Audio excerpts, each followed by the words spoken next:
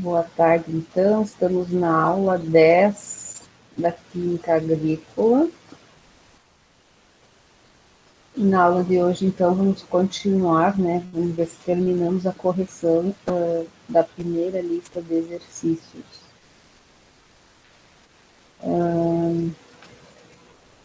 Então, vou projetar aqui, vocês só confirmem aí se vai aparecer o questionário.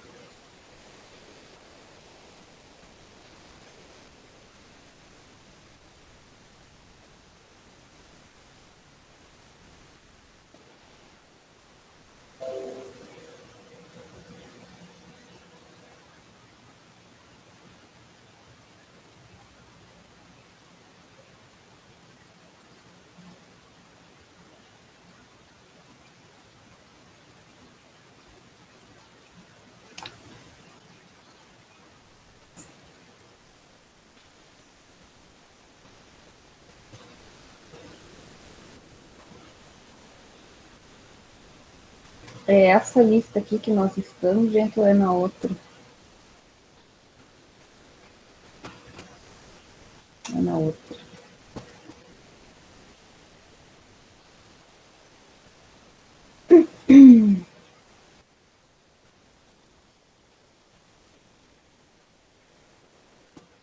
É nessa aqui, né?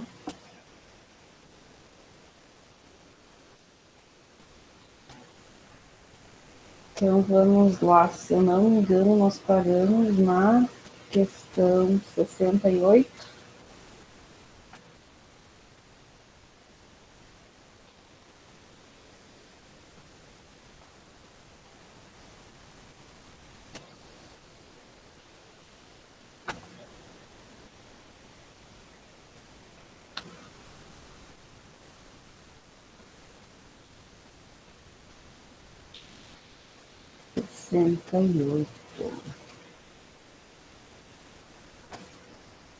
Aqui nós temos, então, uma reação com um amônio, com amônia, formando esse outro composto, liberando HCl, e na outra nós temos o mesmo composto em reação com a água, formando aqui o que nós vamos ter que ver, né? Qual que é forma um ácido mais o HCl. As reações a seguir são exemplos de reações de substituição em derivados de ácidos carboxílicos. Então, substituição, esse NH3 aqui entra no lugar do cloro aqui, né? Formando NH2 e libera uma molécula do HCl, né? Fica um hidrogênio para ligar com o cloro e ser liberado, e o NH3 passa a ser NH2. Aqui nós temos, então, a reação com a água, que também, aqui no caso, o hidrogênio da molécula de água reage com o Cl, formando ácido clorídrico. Identifique na reação 1 as funções orgânicas dos compostos A e B. Então, aqui nós temos uma C-OCl, que é um halogeneto de acila, o nome, né? E o B é uma amida, né? C-OONH2, grupo amida. Escreva o nome do composto C da reação. Então, o nome do composto C vai ser o quê? CH3, CH2, C-OO, OH, né? Então, vai pegar um oxigênio e hidrogênio aqui da água para formar o OH no lugar do Cl. E esse nome, então, é o ácido propanóico. Questão 69. Dados os compostos 1, 2 e 3 a seguir, temos o primeiro aqui, que tem um etil aqui para baixo, né? A temperatura de ebulição dele é de 42 graus, ou seja, vira vapor numa temperatura bem baixa. Tem uma dupla ligação ali. Composto 2, temperatura de ebulição já é um pouco maior. O composto 1 tem 1, 2, 3, 4 carbonos na cadeia principal. O composto 2 tem 1, 2, 3, 4, 5, tem 6. O 3 tem 1, 2, 3, 4, 5, 6, 7, 8, 9, né?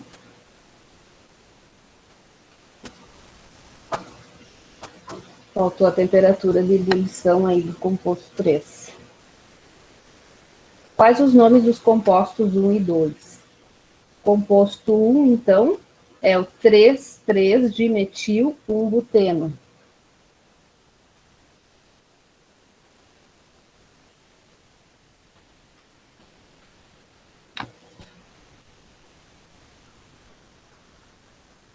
Não fica ruim quando fica o outro grupo lá, né? Então, é aqui no CH3. Então, começa aqui 1, 2, ponto de baixo para cima. 1, 2, 3, 4, 5. 1, 2, 3, 4. Por que que não é de cima ou de baixo? Porque a dupla tem que estar na cadeia principal aqui. Então, nós temos o carbono 1, 2, 3, 4, né? Só que a dupla, os dois grupos metil estão no carbono 1, então não é 3,3-dimetil, é dimetil 1-buteno, né? Tá no carbono 1 aqui, o CH3 e o outro CH3. Corrijam lá então, o gabarito está falando 3,3-dimetil-buteno 1, mas não é. É dimetil-buteno 1. O composto 2 é o hexeno. 1, 2, 3, 4, 5, 6 carbonos. E a dupla está no carbono 1, então esse está certo. No hexeno, o hexeno 1. O composto 3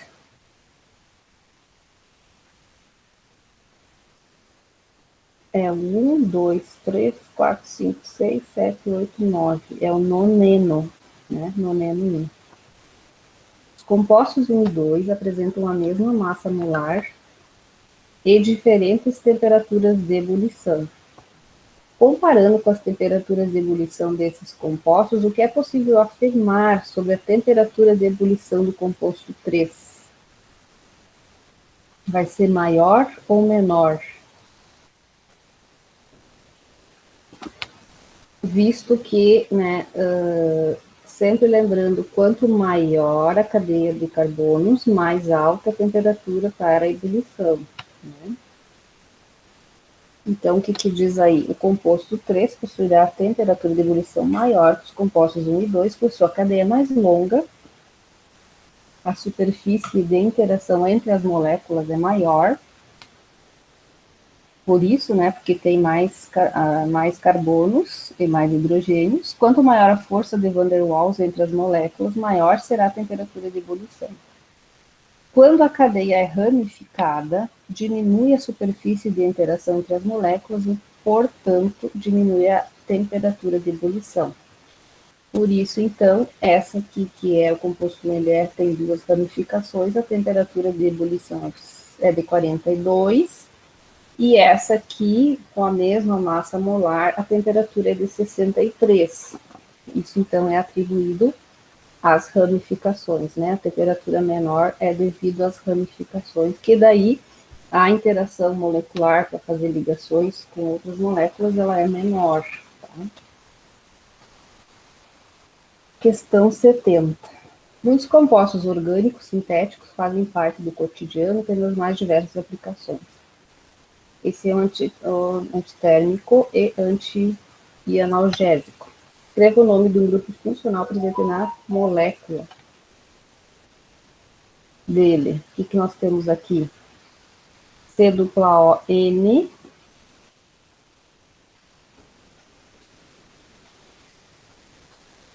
grupo amida, e o anel benzênico ligado a um OH, grupo fenol, né? A hidrólise, ou seja, a quebra, né, leva à formação da hidroxianilina, a parte aqui de cima, e um ácido. Escreva a fórmula estrutural e o nome desse ácido. O ácido que forma ali, então, nessa liberação, é o ácido acético. CH2, CH3, C dupla O, OH. Questão 71. Fontes vegetais de lipídios contêm ácidos graxos, carboxílicos, né, poliinsaturados, são aqueles que têm mais de uma ligação dupla e apresentam estrutura cis. O processo de hidrogenação parcial destas gorduras, como por exemplo na fabricação de margarinas, pode conduzir à formação de isômeros trans, que não são desejáveis, visto que esses são suspeitos de elevarem o teor de colesterol no sangue. Não são só suspeitos, isso é uma verdade. Escreva a equação química, então, que representa genericamente a hidrogenação, que é a ligação carbono-carbono. Então, assim, a gente, para um composto ser considerado isômero cis, eu vou ter sempre na dupla ligação entre carbonos os hidrogênios ligados do mesmo lado da molécula. Aí eu tenho a configuração cis. Na configuração trans, os hidrogênios estarão ligados em lados opostos, tá? Dos carbonos que fazem a dupla ligação. E isso condiciona, né? Quando eu tenho um ácido graxo e ele está nessa forma aqui, C, dupla C, dois hidrogênios. Os hidrogênios estão do mesmo lado da estrutura, é um isômero de ácido graxo na forma cis. E vai estar na natureza na forma líquida. Então, o óleo vegetal, os óleos vegetais, eles têm os ácidos graxos nesta conformação aqui. Quando é feita, então, a margarina, ele passa da isomeria cis para a isomeria trans, né? Então, o hidrogênio aparece um hidrogênio de cada lado da molécula. Então, isso aqui é um ácido graxo na forma trans. E ele vai aparecer, então, na natureza como um sólido. Então, assim é sólido e assim é líquido, tá? Os ácidos graxos trans, então, esses que têm um hidrogênio um de cada lado, eles aumentam, né, o nosso colesterol ruim e diminuem o colesterol bom. Então, são aquelas gorduras, né, insaturadas que não são benéficas. Só que, tecnologicamente falando, elas são bem importantes, porque elas dão, assim, ó, o sabor da gordura. E para você fazer produtos como sorvetes, bolachas recheadas, iogurtes e outros alimentos processados, elas foram utilizadas em excesso no Brasil e em outros países também. E isso começou a dar problema aí de muitas crianças, né, apresentarem colesterol elevado e também triglicerídeos elevados. E no Brasil, então, foi proibido, né, adicionar esse tipo de gordura nos produtos, né, que é a gordura transesterificada. E a representação é isso, então. Vocês estão vendo ali que lá no gabarito tá os dois carbonos com os hidrogênios para cima, né? Então, a forma cis. Para fazer a forma trans, então, eles vão ficar um de cada lado, tá? E quantas duplas ligações tem uma molécula desse ácido? São duas, né? Duas duplas ligações. Alguém lê para nós o 72 agora?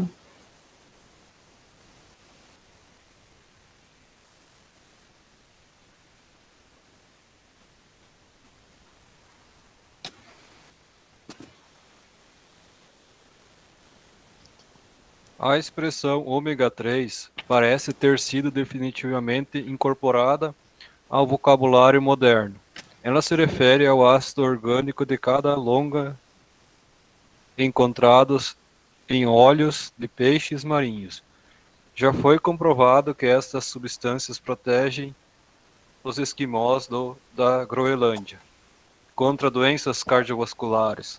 Surge daí o estímulo que hoje se faz para que as populações ocidentais incluam pelo menos uma vez por semana peixe no seu cardápio.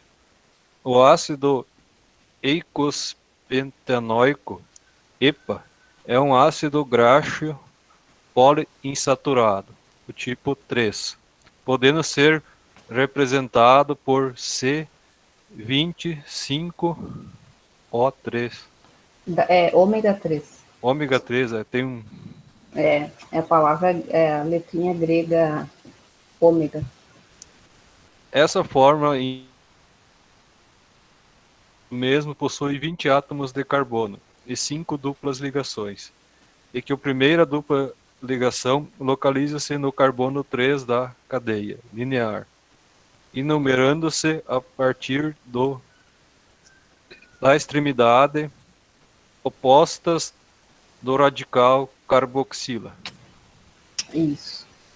Então, representar a fórmula estrutural possível do ácido graxo representado por C18, quer dizer então que tem 18 átomos de carbono, tem 3 duplas ligações. Esse 3 aqui quer dizer que tem 3 insaturações, né? E a primeira está no carbono 3, tá? Por isso que é chamado, então, de ômega 3.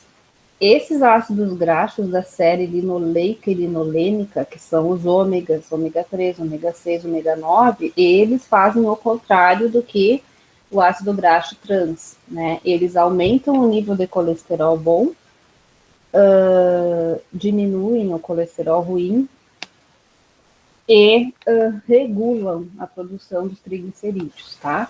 Então, depois nós vamos ver na bioquímica com mais detalhes os ácidos graxos e as reações que eles fazem, né? E ali, então, vocês têm que fazer o quê? Colocar os 18 carbonos, como aparece lá no gabarito, colocar, então, as 3 ligações, as 3 duplas ligações, a primeira, então, no carbono 3, sempre contando do grupo funcional que aparece lá no final, né, da molécula. Então, a contagem começa a partir dali, né? O carbono 1, então, vai ser onde tem o C dupla O, OH, o carbono 2 e o 3, né? Aí tem a primeira dupla ligação ali no carbono 3.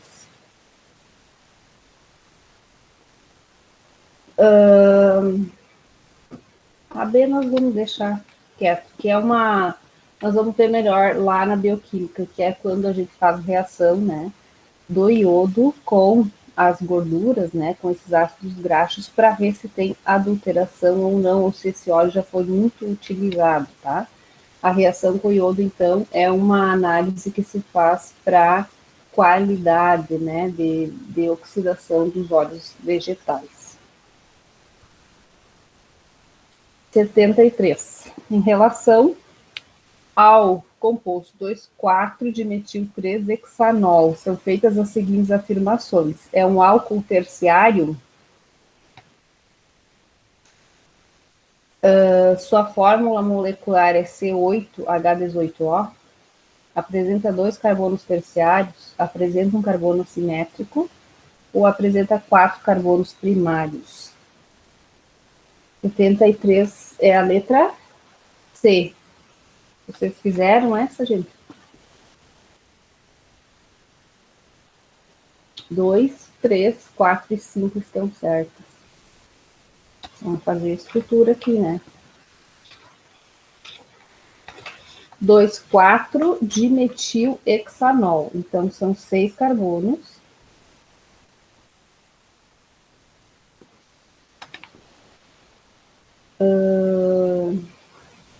No carbono 3, nós temos o álcool, o OH. No carbono 2 e no 4, grupo de metil. Na 2, na 4. Ok. Então, a estrutura... Eu vou mostrar aí para vocês.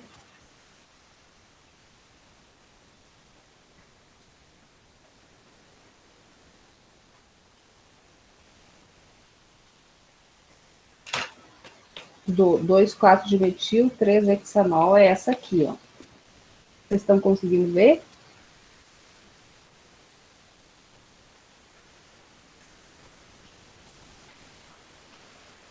Estão vendo, gente? Tá, agora nós temos que avaliar. É um álcool terciário? Não, né? Se fosse álcool terciário, teria 3 OHs ligados. A fórmula molecular é C8H18O. 1, 2, 3, 4, 5, 6, 7, 8 carbonos.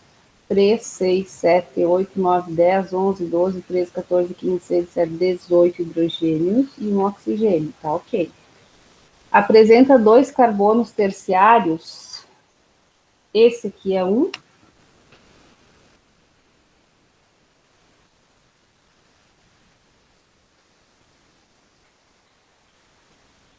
Ó, esse aqui é um dos terciários e esse aqui é o outro. Então, tá ok.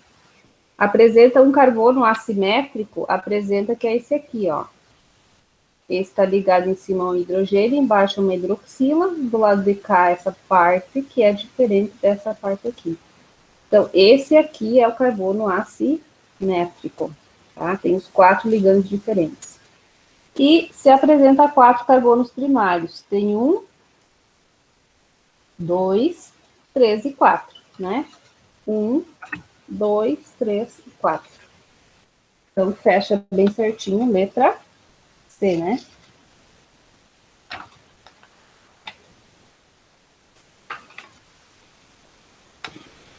Essa tá ok. 74, então. Alguém lê para nós?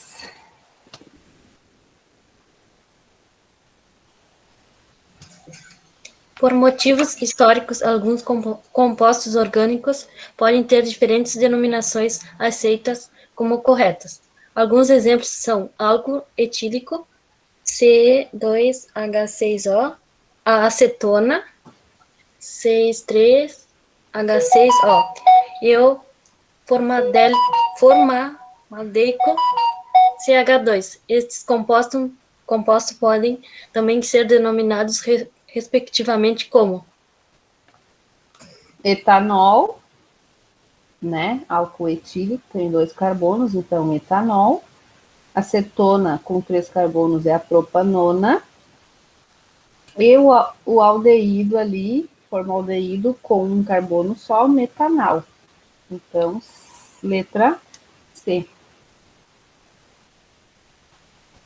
75. Uma substância que já foi utilizada em protetores solares é o PABA, cuja estrutura está aqui. Vocês notem, então, nas 3 estruturas que o que vai mudar é o quê? O lugar da amina, né, do grupo NH2. Tá, mas eu pergunto o quê? Ah, tá. Qual que é? O ácido para-aminobenzoico, tá?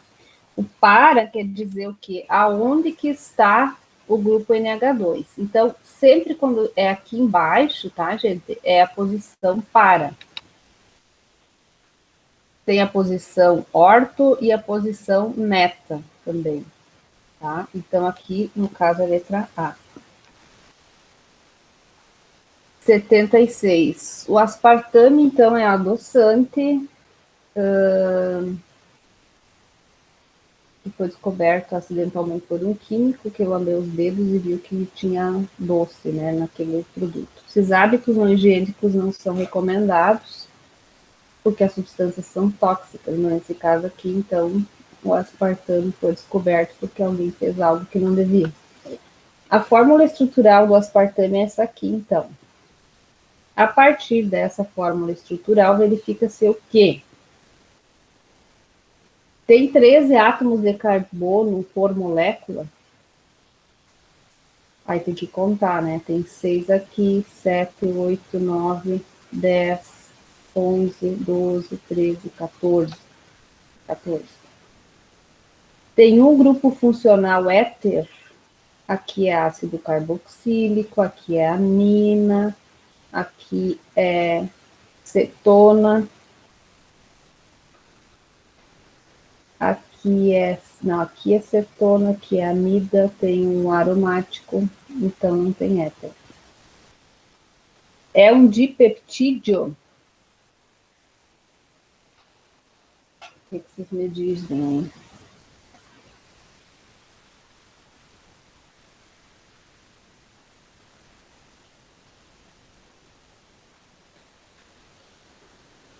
Um dipeptídeo seria, então, a união de 2 aminoácidos, tá? Então, aqui nós temos um aminoácido para aqui, e para cá não tem, porque teria que ter o grupo ácido carboxílico aqui, não tem, então não é a C. Diz que tem 2 átomos de carbono terciário.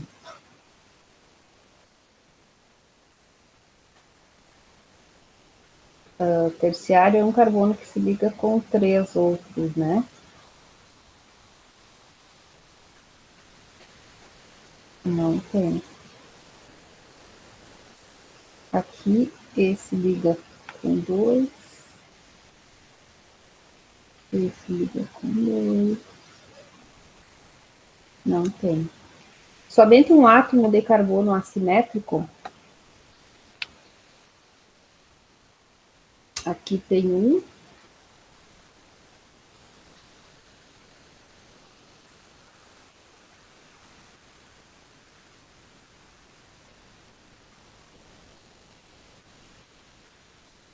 Aqui.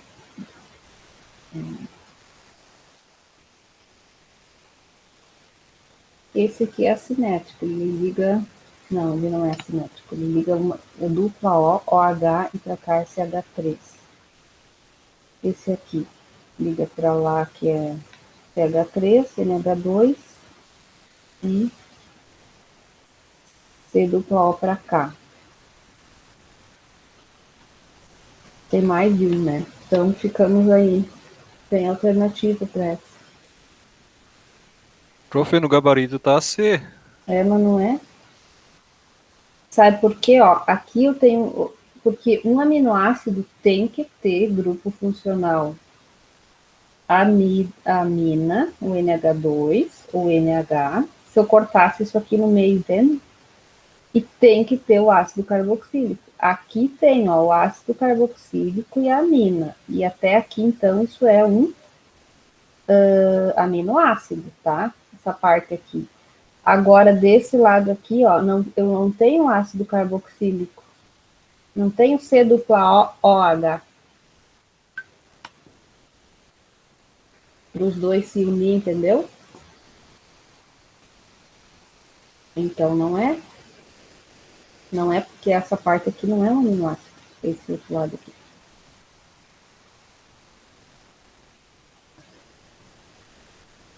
Não é. Então não tem resposta. Ficamos sem alternativa.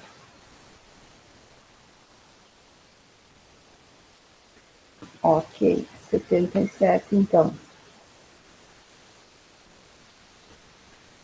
Os odores de muitas frutas estão relacionados, em parte, à presença de ésteres voláteis. Os ésteres acetato de octila, isopentila, e butanoato de etila e butanoato de butila. Tem odores semelhantes de laranja, banana, abacaxi e morango, respectivamente. Representar as fórmulas estruturais dos ésteres 1 e 2. Fazer, então, quem? O acetato de octila e o acetato de isopentila. Essa aqui nós não vimos as reações ainda também, então guardem essa aí para nós fazer depois de ver as reações orgânicas. 78. Um dos parâmetros da gasolina, né, é a octanagem. Esse índice é estabelecido com base na escala arbitrária, em que ao composto 1 é atribuído o valor 0 e ao 2 o valor 100. Então, aqui está o 0 e aqui está o 100. Os nomes sistemáticos dos compostos 1 e 2 são, respectivamente, heptano e 2,2,4-trimetilpentano. É isso?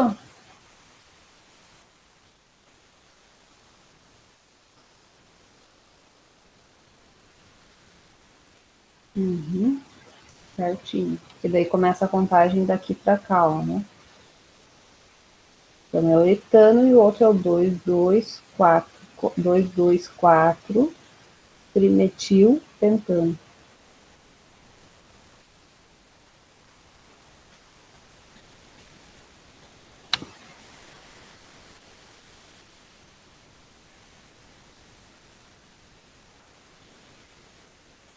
Letra B, então.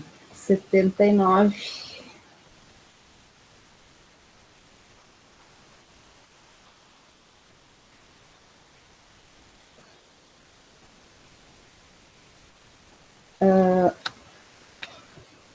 Algumas propriedades físicas, então, dos compostos 1, 2 e 3, que são temperatura de ebulição, densidade e solubilidade em água, estão apresentados na tabela. Esses compostos são o octano, o propanol, o triclorometano, o hexano e a propanona. Tá, então, nós temos aqui temperaturas de ebulição que variam de 56 até 125. O composto 3 é o triclorometano, que é 125 graus, né? A densidade dele são parecidas as densidades, a não ser da propanona, que é maior. E se é mistura ou não com a água, né? Três primeiros não misturam, o quarto mistura e o cinco não mistura. Considerando as propriedades apresentadas na tabela acima, os compostos 1, 2, 3, 4 e 5 são respectivamente o 1 é um octano. Tá, mas já disse a resposta no enunciado, então, 79, letra B. Como assim?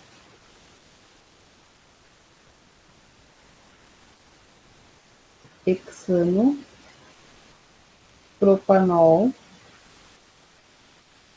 octano,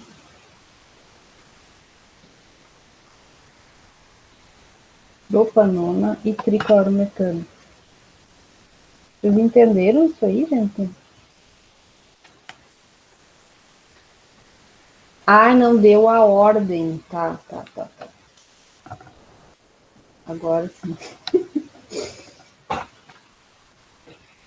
Tem que fazer a estrutura, né? O octano, então, são 8 carbonos. Lembrando, então, 8 carbonos, você tem o quê? Quanto maior a cadeia carbônica, maior ou menor a temperatura de ebulição?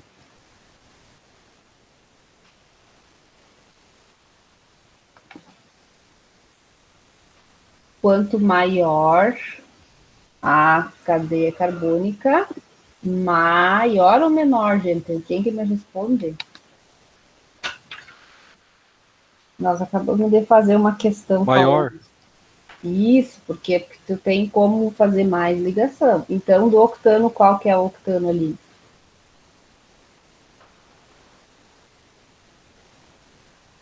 O de que tem 125 graus de temperatura de ebulição, né? Aí depois do octano vem quem nesse pensamento, né? Triclorometano, propanona, propanol ou hexano?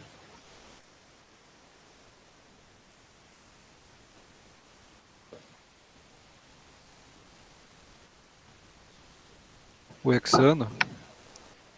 Isso aí. Daí a propanona, que são só 3 carbonos, e depois o triclorometano, que é somente um. Então, essa questão é baseada no que? No tamanho da quantidade de carbonos e a temperatura de ebulição. Tá? Então, por isso que é a letra B a correta.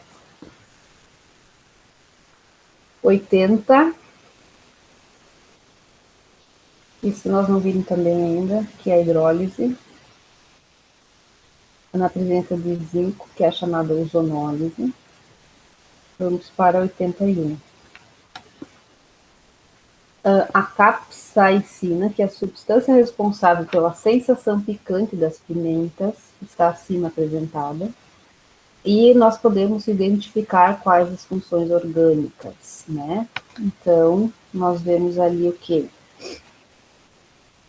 O OH ligado ao anel aromático é um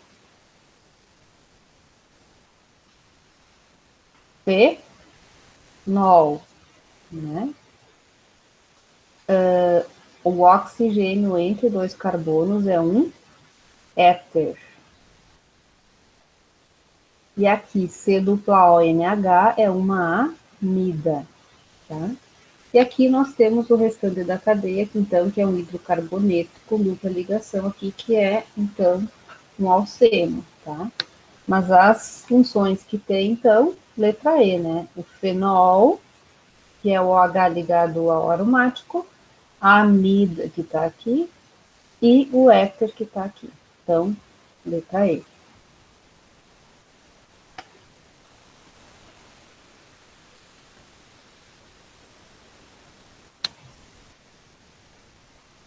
A 82 vamos deixar também, mas seria fazer o cis de bromoeteno e o trans de bromoeteno. Como é que se faz isso? Vamos fazer 82. Tá lá, né, no gabarito. Não vou desenhar. Cis, o bromo vai estar, então, aparecendo no mesmo lado. E o trans, o bromo aparece em cada lado, né? Na dupla ligação. Nos carbonos que tem a dupla ligação. Então, aqui é um isômero trans e aqui o cis.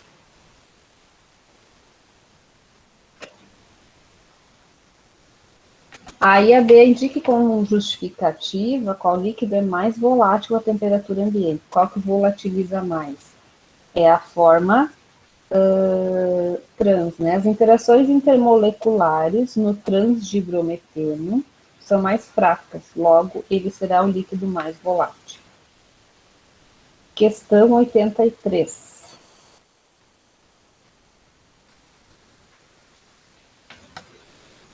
O petróleo, a matéria-prima da indústria de petroquímica, consiste principalmente em hidrocarbonetos compostos contendo apenas carbono e hidrogênio na sua constituição molecular. Considerando os hidrocarbonetos 1, 2, 3 e 4, dar as fórmulas moleculares de todos eles, é dizer, né, C5H10, C5H6, C8H18, C13H16. Rotular cada um dos compostos como alcano, alceno, alcino, hidrocarboneto aromático. Então, o primeiro é cicloalcano, o segundo é o cicloalcadieno, o terceiro é um alcano e o último é um aromático, né? O aromático a gente vê aqui, ó.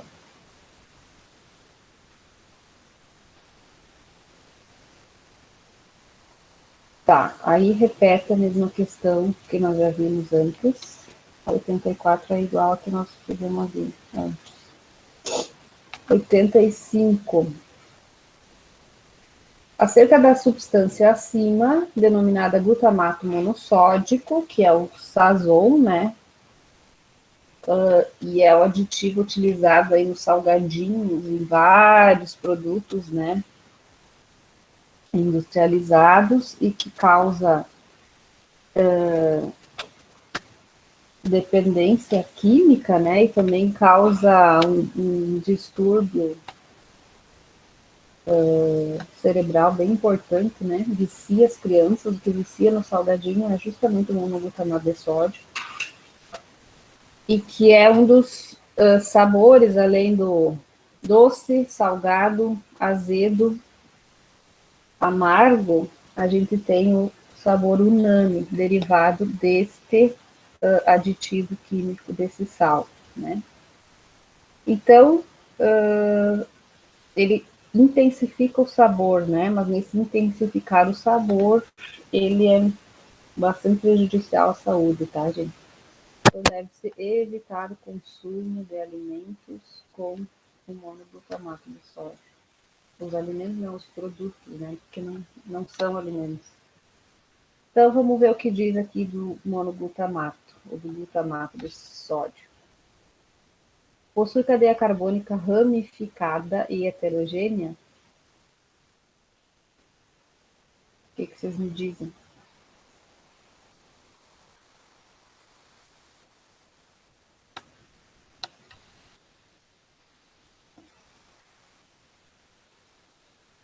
Não, né? A cadeia, ela é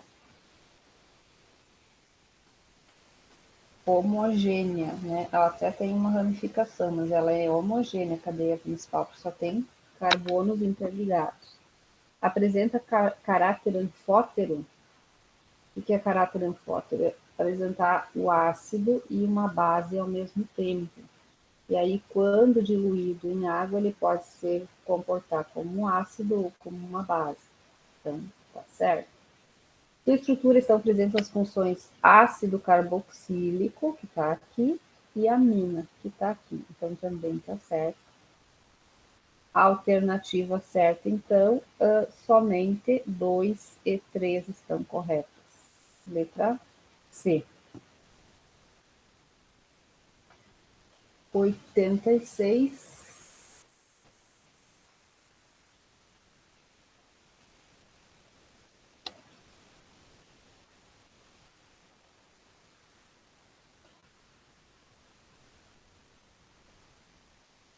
No preparo dos fogos de artifício, as substâncias são agregadas com auxílio de um solvente. Diversos compostos, como a propanona, que é uma acetona, e o isopropanol, que é um álcool, podem ser usados para tal fim.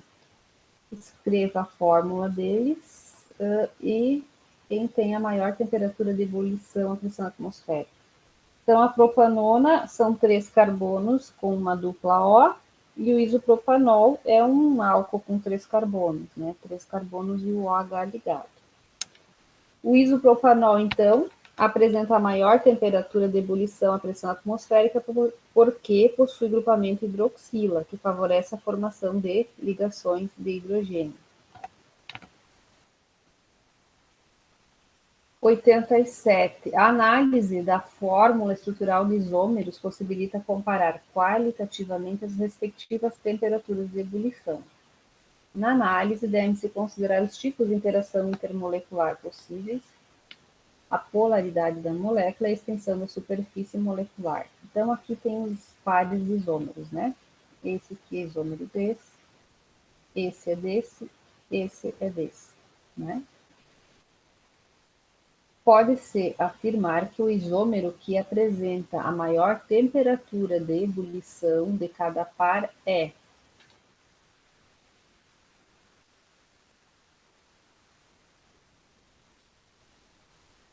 aqui, então, vai ser esse, né? Porque tem a hidroxila.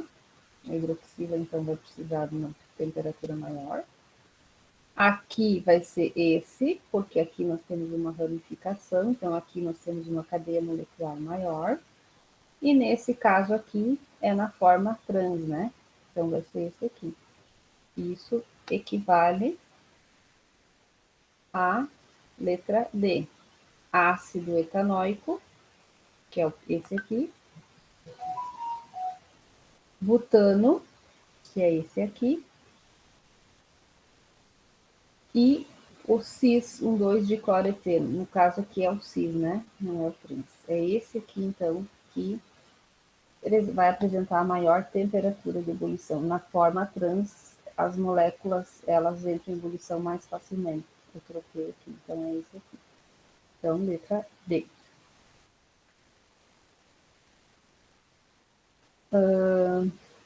A violeta genciana é empregada desde 1890 como fármaco para uso tópico devido à sua ação bactericida, fungicida e secativa.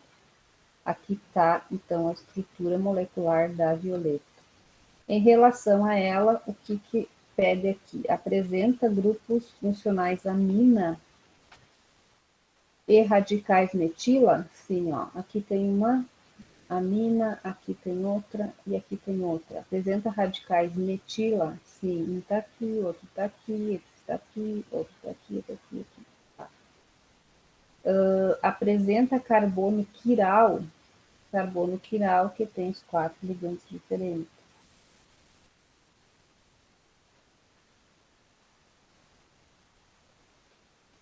Ai, não sei, tem que olhar cada carbono. Pelo que está aqui no gabarito, não tem, né? Forma ligação de hidrogênio intermolecular? Não, porque não tem aonde fazer ligação de hidrogênio nessa estrutura, ela é apolar, tá? Porque eu não tenho uma hidroxila, né? Em nenhum dessas extremidades que possa fazer ligação com a molécula de água. Então, só a 1 está certo, letra A. 89.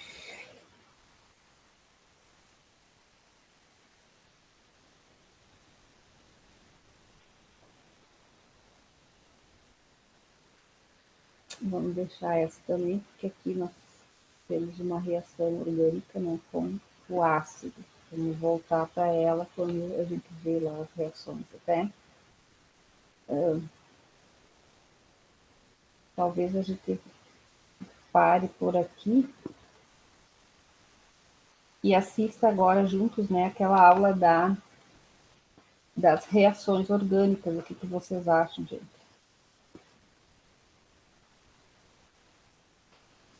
Medida. E aqui nós vamos indo até 108, né? Pode ser? Paramos aqui, vamos assistir o vídeo?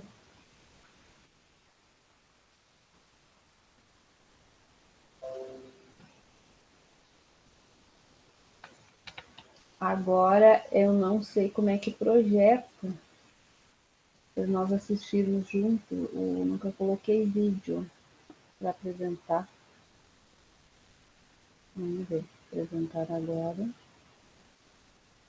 Aqui uma guia.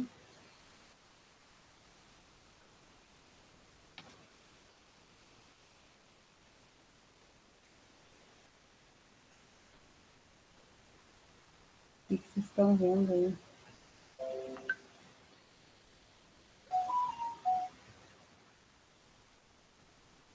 Hidrogênio. Vamos ver agora o oxigênio. O oxigênio. Tá indo para vocês o vídeo aí, gente? Sim. Ai, que bom. Então vamos lá.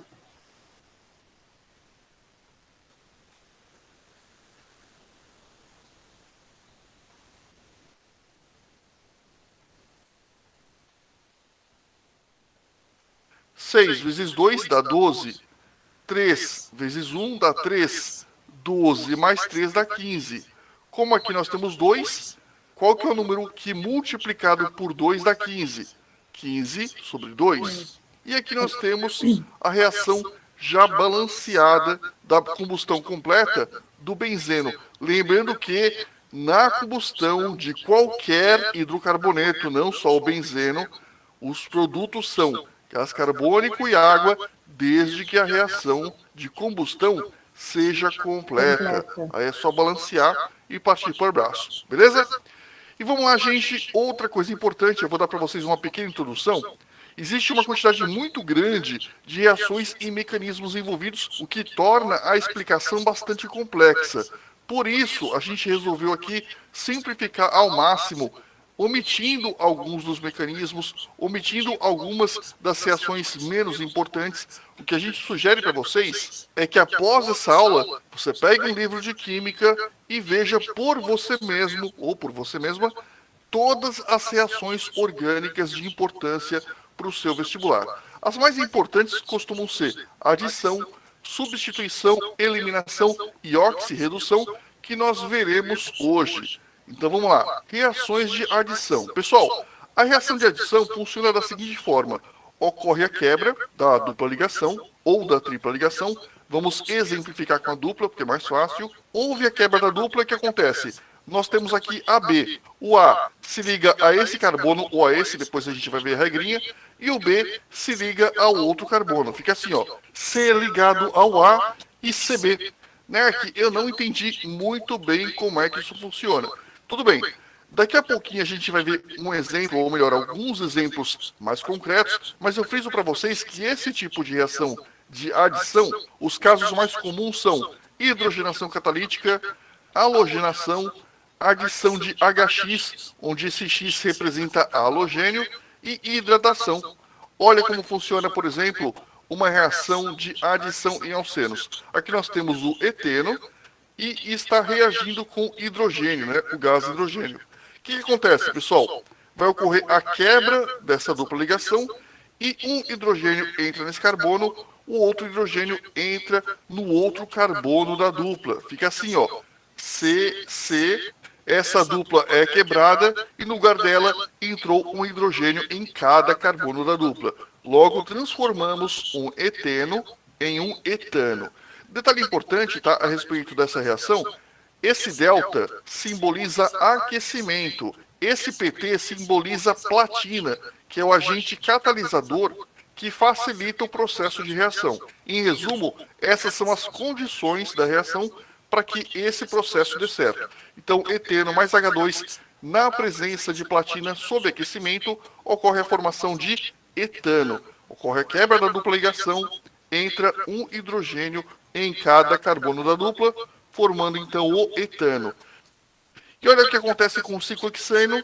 Apesar do ciclo hexeno não ser um alceno, na verdade ele é um cicleno, a reação vai ter o mesmo princípio, ou seja, quebra a dupla ligação e no lugar da dupla, em cada carbono da dupla, vai entrar um hidrogênio, formando então um ciclo hexano.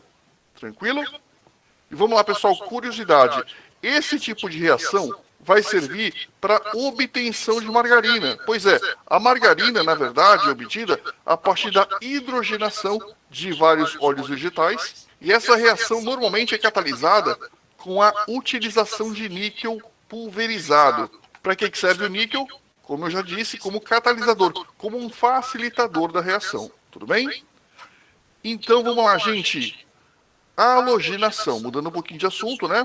A adição de halogênios na forma X2, ou seja, Cl2, Br2 e assim por diante, vai formar uma coisa chamada dialeto vicinal. Nerk, o que é um dialeto vicinal? Muito fácil. É um termo complexo para uma coisa muito simples. Você tem aqui os carbonos da dupla ligação, vai haver novamente a quebra dessa dupla e em cada carboninho da dupla você vai ter a entrada de um cloro, ficando dessa forma. Esse aqui, que é o produto que foi formado, nada mais é do que um dialeto vicinal. Por quê? Porque nós temos dois cloros, entre aspas, né? Dois aletos, por isso um dialeto, e eles são vizinhos um do outro, dialetos vicinais. Olha que tranquilo. Então, se você ouvir falar no termo dialeto vicinal, você já sabe que não é nada do outro mundo, né? E a reação de halogenação tem basicamente o mesmo comportamento da reação de hidrogenação que a gente acabou de ver, só que o que muda é que, ao invés de hidrogênio, nós temos o cloro, né?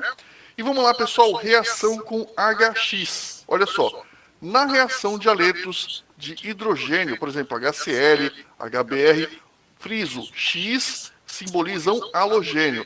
Vai ocorrer o quê? Vai ocorrer a formação de um aleto de alquila. Calma que, novamente, é um termo muito complicado para uma coisa muito simples. Em resumo, quebra essa bendita dupla, um hidrogênio entra no carbono, o cloro entra no outro carbono, ficando, então, o cloroetano, para esse caso aqui. Agora, claro, tem uma pergunta que você pode querer fazer. Nerk, como é que eu sei onde vai entrar o hidrogênio e onde vai entrar o cloro, né? Porque são átomos diferentes. Muito fácil, pessoal, por enquanto. Como aqui a molécula é simétrica, tanto faz. O hidrogênio pode entrar aqui ou aqui, o cloro pode entrar na primeira ou na segunda também. Então, tanto faz. Até porque, como a molécula é simétrica, o cloro pode estar aqui ou aqui, nos dois casos vai ser o mesmo composto, o cloretano. Agora, quando a molécula é assimétrica, a gente vai ver uma regrinha daqui a pouco que vai explicar melhor o funcionamento das reações para esses casos mais complexos. Para os casos mais simples, não tenho que pensar, é igualzinho, é um repeteco do que a gente viu até o momento. Em resumo, quebra a dupla ligação, entra um átomo no carbono, entra um outro átomo no outro carbono e a dupla é transformada em simples. Muito fácil, né? Então, olha só, a gente vai falar agora para vocês, no caso de moléculas que não têm essa simetria, da regra de Markovnikov e da regra de Karash. Essa regra de Karash, eu friso para vocês que, hoje em dia, ela está sendo cada vez menos cobrada. A regra de Markovnikov ainda continua sendo cobrada. Então, vamos lá. Como que funciona a regra de Markovnikov? É um nome difícil para uma regra teoricamente muito fácil. O que acontece? Segundo essa regrinha, que também pode ser escrita dessa forma, tá, pessoal? Vocês vão ver escrito tanto Markovnikov dessa forma, como com W. Fica Markovnikov e 2 Fs no final. Pode ter essa grafia, ambas estão corretas. Perceba que o propeno, ele não é simétrico, né? Ou seja, se o bromo entrar aqui, ou se o bromo entrar aqui, já não vai ser a mesma molécula, nós vamos ter moléculas distintas.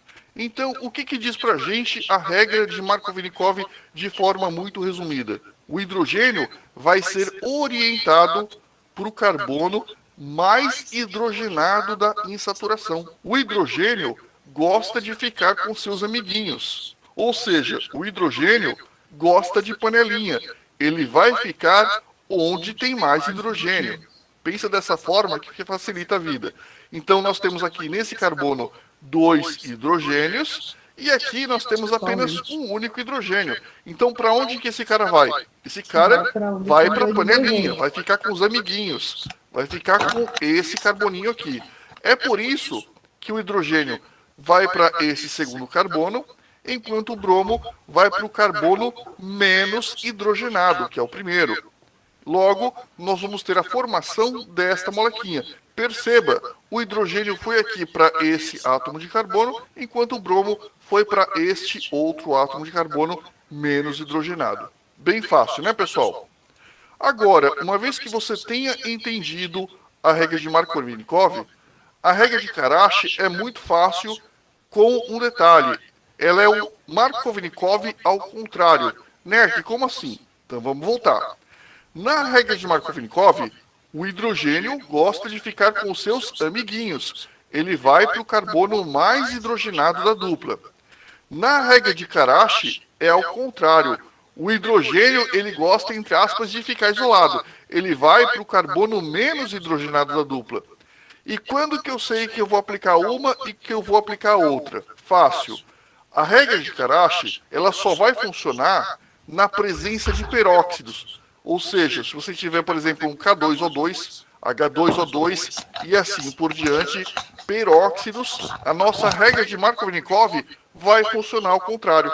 Então, olha só, nós temos aqui o mesmo propeno, o mesmo HBr, só que a reação agora funciona na presença de peróxido. O que acontece? Anti-Markovnikov. Markovnikov ao contrário. Ou seja, agora o nosso querido hidrogênio vai para o carbono menos hidrogenado. Qual que é o carbono menos hidrogenado? Esse aqui, né? Friso, quando eu falo carbono mais hidrogenado, menos hidrogenado, eu estou sempre me referindo à dupla ligação.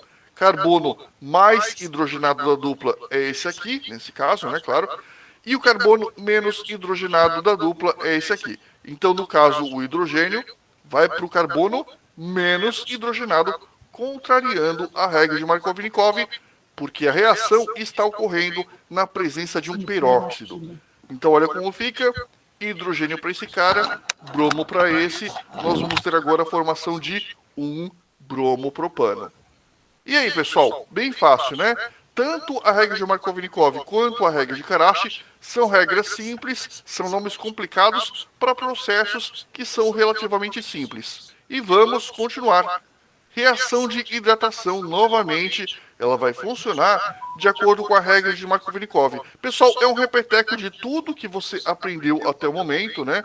Basicamente, todas as reações de adição vão ter a mesmíssima estrutura, mas o que muda são esses pequenos detalhes. Numa hora você vai ter a reação de água, noutra hora você vai ter um halogênio e assim por diante. Mas o processo básico é o mesmo. Aqui nós temos uma dupla ligação, aqui nós temos HOH. Lembrando que HOH é uma outra forma de você escrever a água. Nós escrevemos desse jeito para facilitar a visualização. E nós temos que, pela regra de Markovnikov, o hidrogênio vai ficar junto com os seus amiguinhos. Então, olha só. Nós temos esse carbono, nós temos esse outro carbono. Qual que é o carbono mais hidrogenado? Aí muita gente olha aqui para baixo e erra, né? Ah, Nerk, olha só, esse carbono tem 3 hidrogênios. Não, cuidado. Esses hidrogênios são desse carbono, não são desse. Então, esse aqui é o carbono menos hidrogenado. Esse aqui tem um, esse aqui não tem nenhum. Logo, o hidrogênio vai para esse outro carbono, que é mais hidrogenado, e o OH vai para o menos hidrogenado da dupla. Fica, então, essa estrutura. 2-metil, propan, 2-ol. Muito fácil. Agora, claro, antes que você me pergunte, né? Nerk, a reação aqui está ocorrendo na presença de ácido sulfúrico, ou seja, em meio ácido, né? Na presença de um ácido forte. E agora vamos supor que essa reação ocorresse na presença de um peróxido. Aí, meu amigo, você utilizaria a regra de Karashi, tudo bem? E vamos lá, adição em alcinos. Olha como é fácil, pessoal. Mesma coisa, tá, gente? Continuam valendo as regras de Markovnikov e Karashi.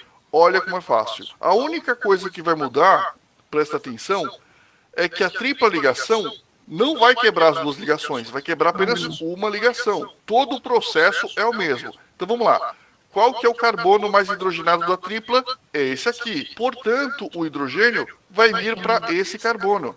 E o cloro vai para o carbono menos hidrogenado da tripla. Então nós pegamos a tripla, quebra a tripla, colocamos hidrogênio aqui, cloro aqui, obtemos 2-cloropropeno. Muito fácil, né, pessoal? Galera, deixa eu fazer uma perguntinha antes de continuar. Pergunto para vocês, é difícil? Não, não é difícil. Porque você vê um repeteco dos mesmos processos. Ou seja, mudam alguns detalhes, mas a estrutura principal continua sendo a mesma. Tranquilo? Então, olha só. A adição em ciclanos, ela vai ocorrer com a transformação da cadeia fechada numa cadeia aberta. E outra coisa importante, tá, pessoal? É que a adição em ciclanos vai ocorrer em cadeias pequenas.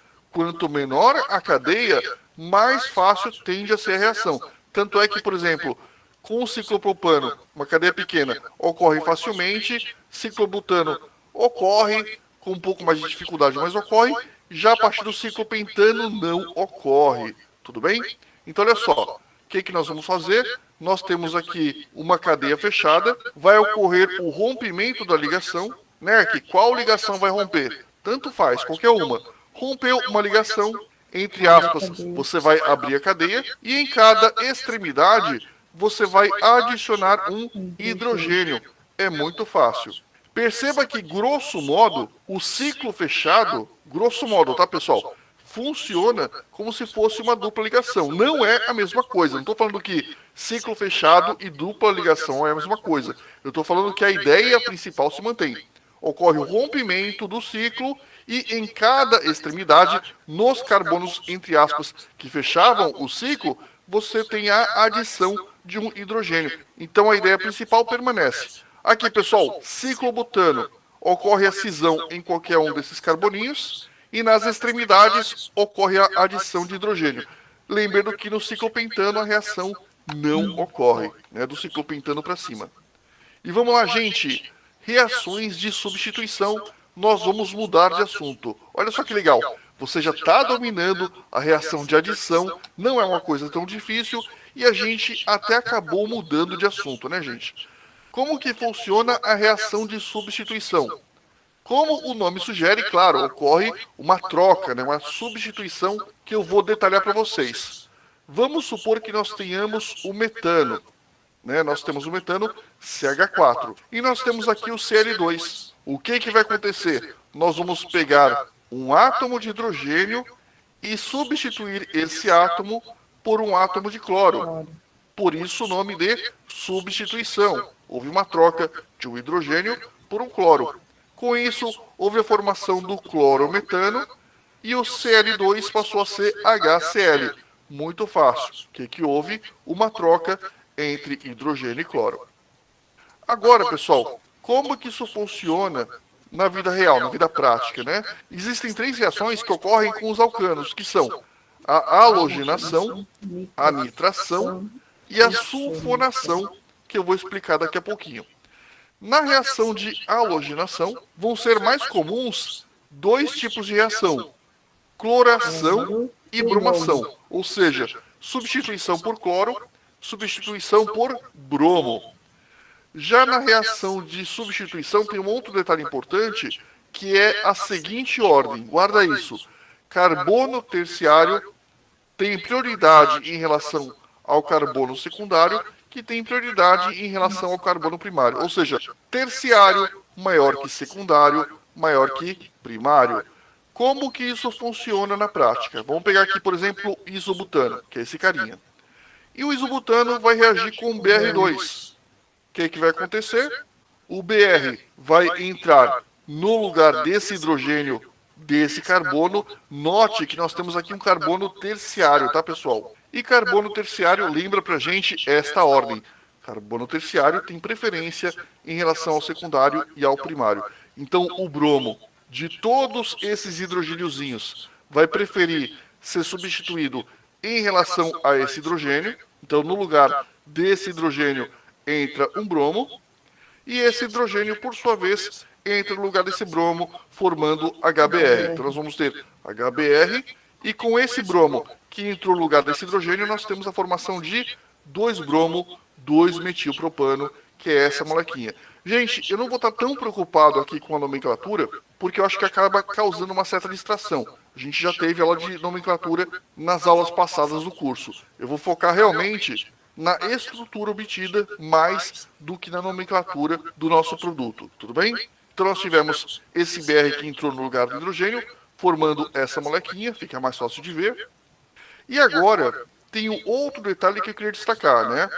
Justamente pelo fato do carbono terciário ter a prioridade, existe 99% de formação de 2-bromo, 2-metilpropano, e só 1% de formação do 1-bromo, 2-metilpropano, que é, olha que legal, quando o bromo entra no lugar de hidrogênio ligado a carbono primário.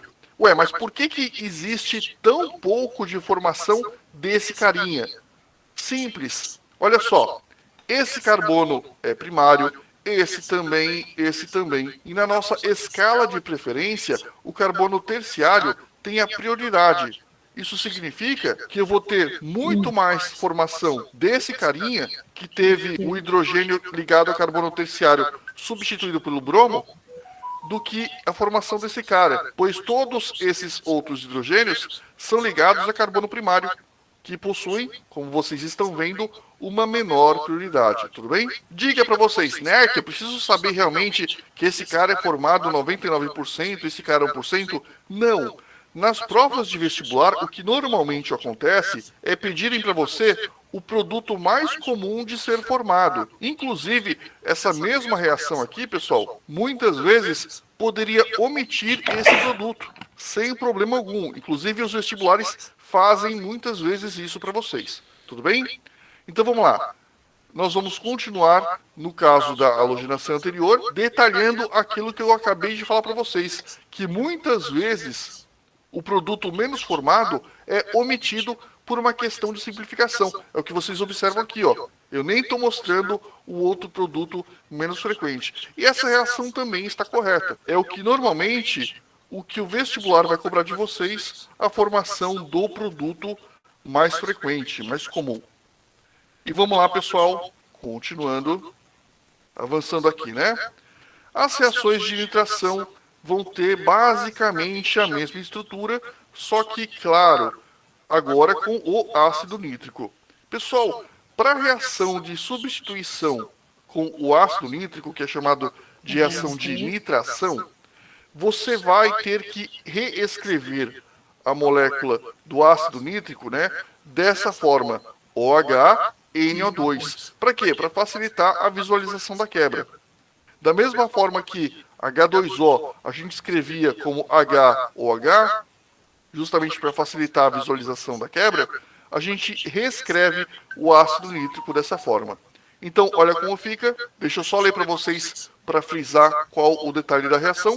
Então, as reações de nitração vão ocorrer com o ácido nítrico, esse carinha, que é o HNO3, que, como eu falei, vai ser representado dessa forma para visualização da reação, em presença de ácido sulfúrico. E o que é esse delta? Vou bater na mesma tecla. Aquecimento. Então, olha como funciona, gente. A primeira coisa que eu pergunto para vocês é: quem é o carbono terciário? Nós temos um carbono terciário? Sim, esse carinha é o carbono terciário. Portanto, o NO2 vai entrar no lugar desse hidrogênio. E esse hidrogênio, por sua vez, vai entrar no lugar do NO2. Com isso, nós vamos ter a formação de HOH, que é a água. E aqui nós temos a formação desse carinha. Não vou me preocupar com o nome. Eu quero que você se preocupe com a estrutura, que nome a gente vê depois. É o menos importante. Se você não souber qual é a estrutura, você com certeza não vai saber qual é o nome. Tudo bem? Então nós temos que esse hidrogênio, no lugar dele, entrou o NO2, justamente porque prevalece a ordem do carbono terciário, ter prioridade em relação ao carbono primário. Novamente perceba, repeteco, praticamente o mesmo caso da reação anterior, né? Isso facilita muito a aplicação na hora da prova. E vamos lá, gente, vamos ver agora como é que funciona a reação de sulfonação. Sulfonação, pessoal, ocorre na presença de ácido sulfúrico, que a gente vai representar como sendo HOSO3H, novamente para a visualização da reação. E nós vamos ter a formação de um ácido sulfônico, mas isso aqui não é tão importante, você vê no final. Olha como funciona. Nós temos aqui mais uma vez o nosso querido amigo isobutano, e ele vai reagir com o ácido sulfúrico que nós escrevemos dessa forma para a visualização da reação. Então vai ocorrer uma quebra aqui. No lugar desse hidrogênio, adivinha? Exatamente, vai entrar o SO3H, você já está craque. E no lugar desse SO3H vai entrar o hidrogênio, ocorre a formação da água. Pergunto, difícil? Não, igualzinho ao caso anterior. E agora vamos ver a substituição em aromáticos. Pessoal, olha só. Nos casos mais simples, as reações de substituição do benzeno vão seguir esses 4 casos que eu vou explicar para vocês. Preste o máximo de atenção, inclusive eu recomendo que você pause o vídeo e copie. Vamos lá. E aí, pessoal, copiaram? Então aqui nós temos o primeiro e o segundo caso, que são muito tranquilos. O que vai acontecer? Nós temos aqui um benzeno, nós destacamos aqui um hidrogênio. No lugar desse hidrogênio vai entrar um X, que representa um halogênio, e esse hidrogênio, por sua vez, se liga ao halogênio. Né? Até aí, sem grandes dificuldades.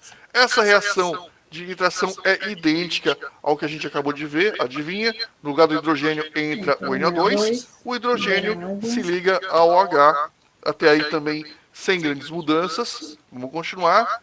E olha que legal, pessoal, mais do mesmo. Nós temos aqui o OHSO3H, que é o ácido sulfúrico. Adivinha o que vai acontecer? Exatamente, né? Eu tô rindo porque vocês veem como é repetitivo. Você vai pegar esse carinha, coloca no lugar do hidrogênio, hidrogênio se junta a esse cara. E adivinha o que acontece aqui? Parabéns! Nós temos aqui o R substituindo o H e esse H se ligando ao X. Muito fácil, né? Vamos lá, pessoal. Exemplos 1 e 4. Eu vou mostrar para vocês alguns exemplos práticos. Olha como funciona. Nós temos aqui esse hidrogênio, esse Cl2, o Cl entra no lugar do hidrogênio, esse hidrogênio entra no lugar do Cl. Fica assim, muito tranquilo. O que nós temos aqui? Nós temos uma reação que é conhecida como sendo a alquilação de Friedel-Crafts, mas não é algo que seja assim tão importante assim conhecer esse nome. É mais importante que você conheça o mecanismo. Olha só, nós temos o hidrogênio cai fora, entra o CH3 e esse hidrogênio que saiu se combina com Cl formando HCl. Continuando, pessoal, agora eu vou falar de uma coisa bem complicadinha. Quer dizer, não é tão complicada, mas vai mudar de assunto em relação aos conceitos que a gente já estava aprendendo. Quando o benzeno sofrer uma segunda substituição, não é a primeira a gente acabou de ver nos casos anteriores, tá? Esses 4 casos aqui, 1, 2, 3 e 4, mostram a primeira substituição do benzeno, nos casos mais simples. Então, quando o benzeno sofrer uma segunda substituição, existem 3 posições possíveis para que isso ocorra.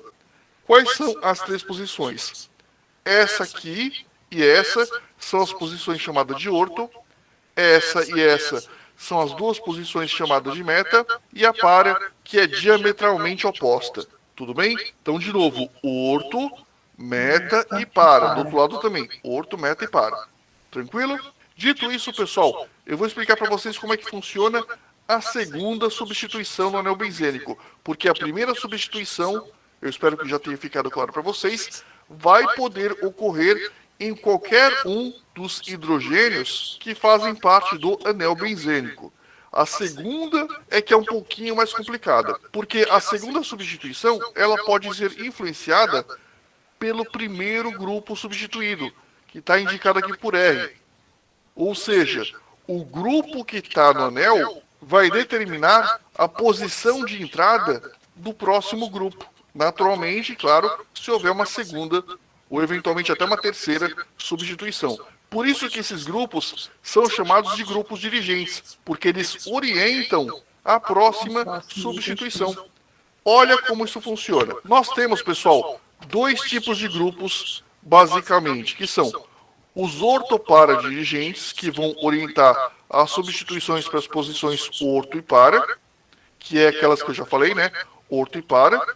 E nós vamos ter também os grupos dirigentes que vão ser chamados de meta-dirigentes. O que eles vão fazer? Eles vão orientar as substituições para a posição meta.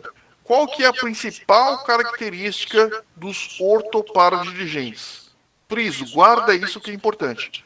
Vai ser a presença de ligações simples, enquanto que os meta-dirigentes apresentam normalmente ligações dativas ou duplas, ou até as duas no mesmo caso, né?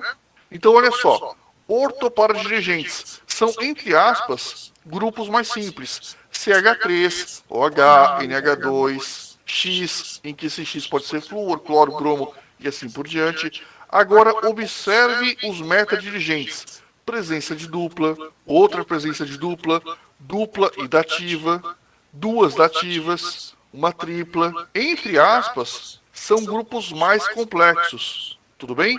Então, vamos lá, simplificando.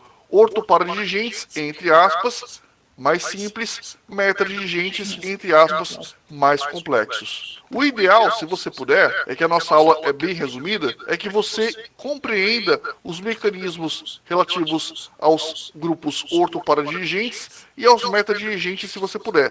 Se você não quiser memorizar os mecanismos ou achar muito complexo, você pode também gravar quais são os ortopara, ou pelo menos a regra básica que eu estou explicando para vocês aqui, gravar também os meta-dirigentes ou a regra básica, que entre aspas esses caras são mais complicados, porque isso facilita na previsão dos produtos formados. Tudo bem? E vamos lá, pessoal, outra coisa importantíssima. Olha só, não existe, friso, não existe na prova a obrigação do seu examinador representar as ligações dativas da molécula. Então, olha só, se você tiver N, dupla O e essa ligação com oxigênio, não necessariamente isso aqui é uma ligação convencional covalente, pode ser uma ligação dativa. O examinador não tem a obrigação de dizer para você que isso aqui é uma ligação dativa. Então ele pode representar dessa forma, se ele for um pai, ou, mais comumente, ele vai representar dessa forma. Um conceito parecido acontece aqui. Aqui nós não temos dativa, mas eu quero que você perceba que COOH é uma outra forma de você representar C dupla O simples OH. Perceba que o examinador não tem a obrigação de te mostrar dupla E o examinador não tem a obrigação de te frisar quando está presente uma ligação dativa. Tudo bem? Maravilha. Então, se você observar esse tipo de estrutura ou essa, as duas estão igualmente corretas. Essa ligação não necessariamente é uma ligação covalente comum, é uma ligação, pode ser, no caso, aqui no caso é, uma ligação covalente dativa. E vamos lá. Gente, note que os produtos principais da reação vão ocupar as posições orto e para. Por quê? Porque esse cara, o CH3, conforme a gente havia visto, é um grupo orto para dirigente. Então, olha só. Esse carinha, na presença de HNO3 e H2SO4, a nitração vai ocorrer nesta posição. Eu quero que você perceba que essa posição é uma posição orto. Friso, orto, meta e para. Como esse cara ele é um orto para dirigente, nós vamos ter principalmente o NO2 se ligando à posição orto e à posição para, que é essa aqui. Então, olha só, esse cara direciona o NO2 para a posição orto e para a posição para. E uma pergunta que você pode fazer é, Nerk, mas isso quer dizer que não ocorre a formação do direcionamento para a posição meta? Não, não é que não ocorre, é que ela é muito rara. O que vai acontecer? Se você fizer essa reação, você vai ter principalmente a formação desse carinha, com NO2 na posição orto, esse carinha com NO2 na posição para. Perceba as porcentagens, 60% desse cara, 36% desse cara, e só 1% na posição meta. Inclusive, pessoal, friso mais uma coisa para vocês. Essa mesma reação costuma ser representada com a omissão da formação desse produto. Você pode, inclusive, na tua prova, falar que esse tipo de reação fornece como produtos principais esse cara e omitir a formação desse sem problema algum. Tudo bem? E vamos lá, gente. Agora a gente vai ver como é que funciona o caso de meta dirigente. Olha só. Esse grupinho aqui tem uma dupla, né? A gente já viu que normalmente, quando nós temos a presença de uma dupla, existe uma grande possibilidade desse grupo ser meta-diretor, ou seja, ele é meta-dirigente, ele direciona para a posição meta. Então, olha só, é o que vai acontecer aqui. Esse cara, de fato, é um meta-dirigente. Isso significa que, na reação com o cloro vai ser direcionado para a posição meta. E o hidrogênio que sai aqui reage com esse cloro formando HCl. Tudo bem? Agora, pessoal, vamos mudar novamente de assunto e vamos ver as reações de eliminação. Olha só, as reações de eliminação, pessoal, elas basicamente vão representar processos contrários à adição que a gente já aprendeu. Então, por exemplo, nós temos aqui apenas simples ligações, nós vamos ter a formação de uma dupla e para compensar a formação dessa dupla, vamos ter a saída do A e do B. Então, olha como isso fica na prática, tá? Nós vamos ter principalmente essas reações de eliminação, que são a desidrogenação, dealogenação e, finalmente, a desidratação. Então, olha como funciona. Nós temos aqui esse composto, nós temos aqui só simples ligações, tudo bem? E vai ocorrer o quê? A formação de uma dupla ligação e esses dois hidrogênios se combinam formando H2. Perceba que é um processo contrário em relação à reação de adição. Tudo bem? Vamos ver agora como é que funciona a reação de dealogenação, que é um caso particular de reação de eliminação. Então, por exemplo, aqui nós temos esse composto reagindo com zinco. O que vai acontecer?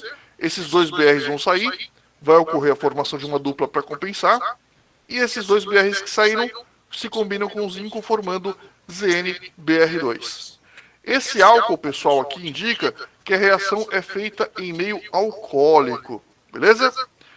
Vamos lá, gente, outro exemplo. Olha só.